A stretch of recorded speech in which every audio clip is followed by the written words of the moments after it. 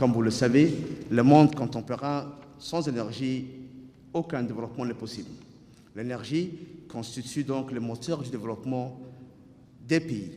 C'est pourquoi la politique nationale de développement initiée par le président de la République de Djibouti, son Excellence Al-Hajj Ismaël Omar Guelleh, avec les objectifs de développement durable, les ODD, des Nations Unies, font de l'énergie un levier très important du développement socio-économique de notre pays. L'AIEA nous apportera un appui technique qui sera fourni dans le cadre d'un projet national sur une période de 4 ans s'étendant de 2022 à 2025. Ce programme nous aidera à déterminer le rôle des technologies appropriées afin de répondre non seulement à nos besoins futurs en énergie, mais aussi à atténuer les effets des changements climatiques dans notre pays. Les objectifs majeurs poursuivis par ce programme de coopération technique sont ainsi multiples. Il s'agira d'abord de réaliser une analyse comparative des différents scénarios énergétiques par le biais d'une projection dans le futur, en quantifiant les devenirs de nos systèmes énergétiques, de notre économie, voire de notre société dans son ensemble. Il importe ensuite de formuler et d'analyser des trajectoires énergétiques possibles pour notre pays à l'horizon 2035, Inch'Allah.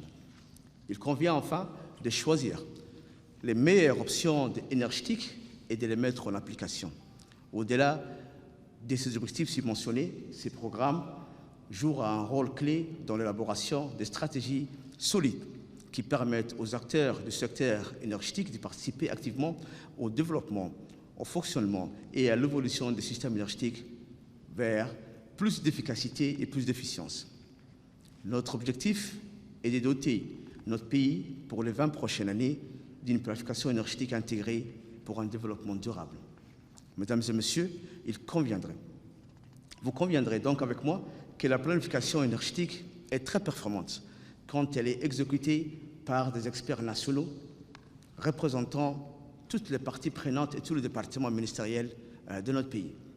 En effet, des analystes nationaux bien formés feront la différence dans la mesure où leur connaissance et leur compréhension approfondie des systèmes énergétiques nationaux sont nécessaires pour structurer correctement l'analyse, apprécier la crédibilité des résultats, interpréter l'analyse et ses conclusions et comparer enfin la validité des différents scénarios.